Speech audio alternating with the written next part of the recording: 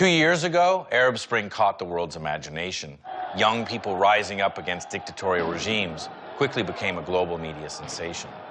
But as it turns out, the aftermath of revolutions tend to be very messy, because once the dictators are finally ousted, the resulting power vacuums can lead to even more chaos and more fighting. Egypt, for example, ousted longtime dictator Hosni Mubarak, only to quickly find themselves under yet another autocratic regime. So once again, youth have taken to the streets as the revolution there continues. 2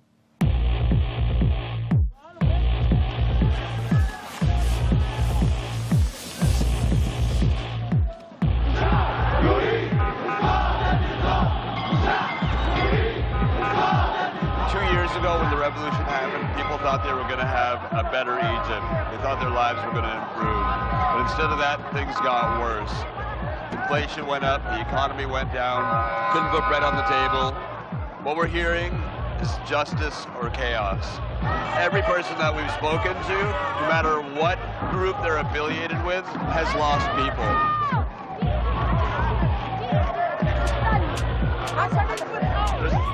They want to continue with the message that their friends were carrying before they were killed.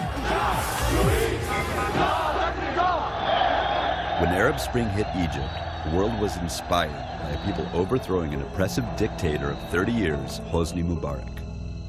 The revolution was a popular uprising of different groups uniting for the same cause, but it cost 840 Egyptians their lives and injured at least 6,000 in the process. When the dust settled, the party most poised to rise to power was the most organized, the conservative Islamic group, the Muslim Brotherhood. For over 30 years, the Brotherhood was a radical Islamic organization considered too extreme by a succession of brutal dictators. So extreme, they once counted Osama bin Laden and his number 2, Ayman al-Zawahiri, as members. But on June 24, 2012, Dr. Mohammed Morsi, the Brotherhood's chosen candidate, won the country's first election by a margin of just 3.4%. But the honeymoon was short-lived. Just months after his election, Morsi granted himself sweeping constitutional powers, earning himself the nickname Egypt's new pharaoh. We wanted to understand exactly why everyone was so angry with the Morsi regime, so we sat down with Ahmed Al-Nagar, an outspoken economist whose books were banned by Mubarak. ولكنه للأسف لم يستمع لأنه يتلقى الأوامر من جماعة الإخوان المسلمين. المجلس الأعلى للقوات المسلحة، رئيس المجلس الأعلى للشرطة يعين الموظفين المدنيين والعسكريين ويعزلهم، يعني اللي ما يعجبوش يعزله، وحق مطلق لا قيود عليه في كل الدولة. يعني ديكتاتور لم يحصل على سلطته ولا مبارك نفسه، أقرب لسلطات هتلر. Making matters worse, this turmoil has all but killed tourism revenues and deeply worsened Egypt's financial crisis. أنا تقديري إنها كانت في حدود 27% في يناير 2011 وتصل حاليا لحوالي 29.5%. الحقيقة إنه وصل بدون تجاوز حوالي 41 مليار دولار. خلال 4 سنين هيقترض أكتر من اللي اقترضه مبارك في 30 سنة. وبالتالي لو وصل على هذه الصورة في الحياة تبقى في أزمة كبرى. بسوء الأداء الاقتصادي الاجتماعي السياسي، ثورة المجتمع وثورة الشباب أعتقد إن هي لن تهدأ، ضخمة وكبرى ولا قبل للنظام بها. Nowhere is the rage at Morsi more concentrated than at Tahrir Square. So this is anti-Morsi, anti-Muslim Brotherhood protest demonstration. Basically they're saying Morsi's a liar and he should get out now. احنا شباب مصر الجايين، قلبنا جامد مش خايفين، تحيا مصر. The youth were at the forefront of the Arab Spring and again in the second uprising. Through both revolutions, Gigi Ibrahim has been one of their most vocal leaders. People are still out there on the streets because of anger and injustice. Morsi came through elections. The first thing he did was give out a declaration that makes him have the legislative power, the judicial power, and the executive power. That's not democracy. We're seeing really a mockery out of this whole revolution. Furthering tensions on the ground is the fact that Morsi has not reformed the dreaded Ministry of Interior, the security force Mubarak used to suppress protesters with extreme violence. Police attack protesters in all different kinds of ways.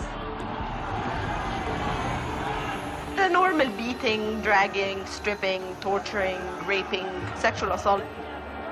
Police targets eyes. I think at least 3,000 people have lost at least one eye.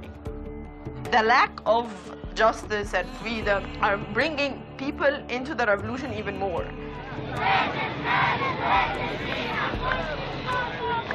Freedom of expression is a right that we're fighting for because it's a right that we gained after the revolution that we would like to keep.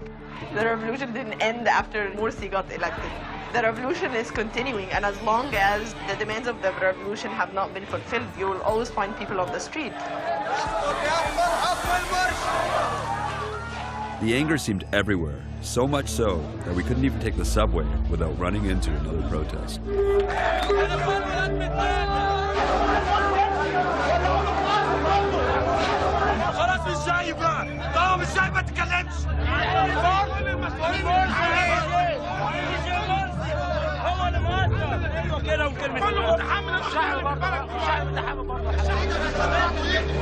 There was so much rage directed at the Muslim Brotherhood, so we tracked down their spokesperson, Nader Omran, to get their point of view. It's a bit troublesome for the past 1.5 years, but we are used to this, yes. We know it's not that easy. Egyptian people hasn't practiced democracy maybe ever. So can you tell us what the vision is that the Muslim Brotherhood has for Egypt? We are a society which was formed to revive the Islamic vision, which can include all aspects of life. And now we have a chance to apply our vision in Egypt, which hopefully will be successful. There are a lot of detractors from this, I think. People are saying, well, nothing's changed. We had one dictator, and now he's been replaced with an even worse dictator. How does a government deal with a situation like that? Because when you go out to Tahrir Square or the presidential palace and you talk to the people, it's crazy out there. Yes, exactly. There were tens or hundreds of young people who are throwing Molotov cocktails into the presidential palace. It's unprecedented. For example, if you heard about the Black Bloc, yeah. The Black Bloc, for example, these are vandals. This is the point. I mean, it's not a matter of if you agree or don't agree. The matter of we don't have a specific or comprehensive vision of what we really want. It's like a child. Please ask them and tell them, what's after? What's after this? There's no reply. Egypt's Black Bloc is one of the most active groups in the post-revolutionary front. Their name is derived from the black masks and hoods popularized by Western protesters for years and adopted by Egyptians to conceal their identities since Arab Spring. So this is the martyr wall here. These are all the people that have died during the revolution. I'm going to go meet with the Black Bloc right now. They are a group that's been labeled as terrorists by the government. They want us to meet them in an alleyway around the corner from here. No one really knows what their deal is. They're a bit of a mystery. All right, guys, thanks for meeting us tonight. Can you tell me what the main mandate is for Black Bloc? بنلحق خسائر ماديه بس مش بنسرق منها حاجه بناخدها لينا. احنا بنكسر الحكومه مش اكتر، وهنعمل تكتيك بلاك بلوك ان احنا هنحارب المؤسسه الراسماليه اللي ماسكينها الاخوان اللي هم ماسكين البلد بالاقتصاد.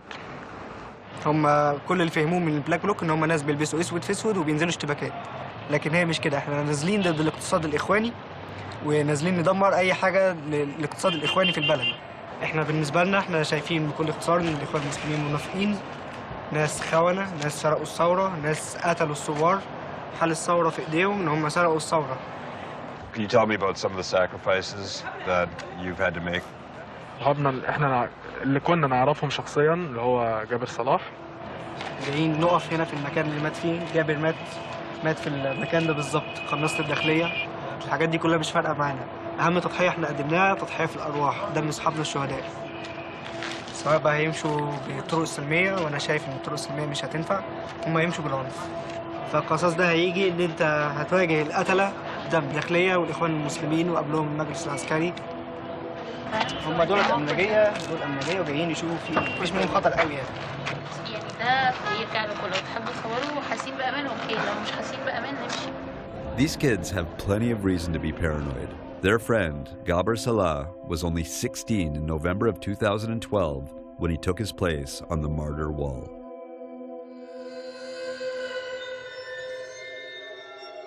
So we're meeting some of the protesters. They've agreed to show us essentially their lab where they make Molotov cocktails and these homemade missiles in a strange building.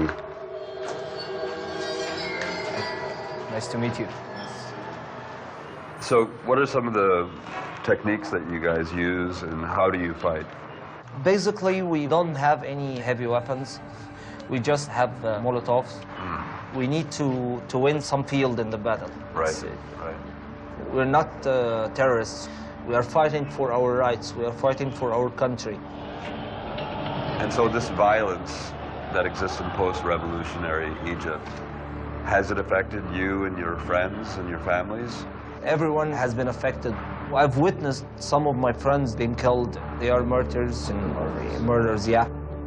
And that gives you even more motivation to fight, I assume? Yeah, so they didn't die in vain, yeah. The Black Bloc informed us that they would be taking part in a massive protest that night. So we're right by the presidential palace. It's a 2-year anniversary to the day when Hosni Mubarak stepped down. What these people want is President Morsi to step down.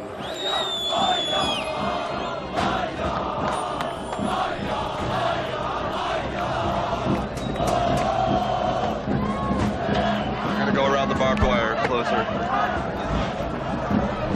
Hanging on the front door of the palace. Looks like they're trying to bust it down. Imagine if this happened in Washington, D.C. at the White House. People scaling the wall, smashing the front gate, and battling with the police.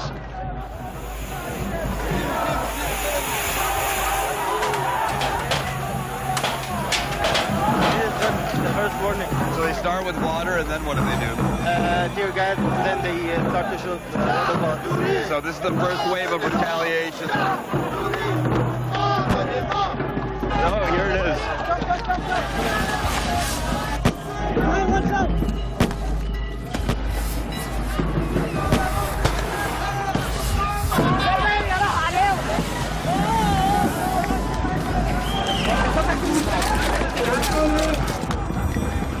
I need a gas back.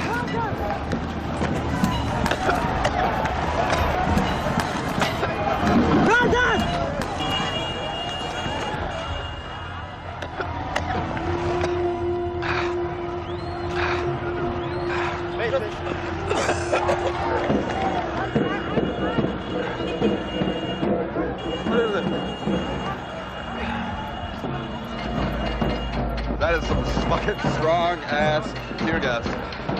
I feel like it just singed a layer of my skin off.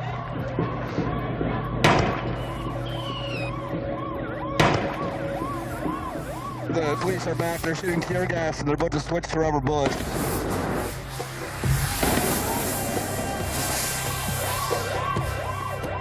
فارق معانا دلوقتي في المستقبل ولا فارق معانا اي حاجه. كل اللي فارق معانا دلوقتي قصاص لدم الشهداء. فالقصاص ده هيجي ان انت هتواجه القتله. وهذه هي الثورة الاجتماعية الأكثر هولاً التي يمكن أن تأتي بشكل متكامل في الفترة القادمة. هناك إلى حالة من الانفجار، ليس بالاستقرار السياسي ولكن بالدولة نفسها.